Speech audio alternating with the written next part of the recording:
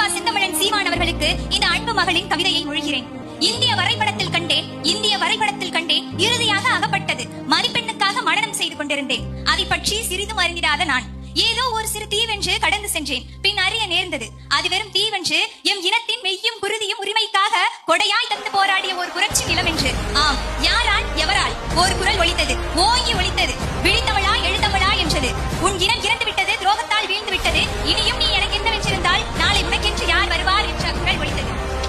அப்படி விழித்துக் கொண்டவரெல்லாம் இன்று அக்குரலாய் ஒலித்த இவர் பின் திரள கண்டோம். இனத்தின் கனவுகளே எங்களதென்று உரிமை கொண்டோம். ஈழத்தில் எல்லாம் முடிந்தது என எண்ணி நகைத்தவர்களுக்கு முன் இவர் தோன்றிட்டார் காலனாய். அங்கே கைவிட்ட ஆயுதத்தை மீண்டும் கையில் எடுத்தார் அறிவாயுதமாய். அன்று துரோகத்தால் வீழ்ந்த என் இனம் இன்று மீண்டு எழுந்தது இவரால். வீரன் செறிந்த ஆயுதம் ஏந்தி போராடிய இனம் இப்போது அதைவிட வீரியமாய் அறிவாயுதத்தை ஏந்தி நிற்கிறது இவரால்.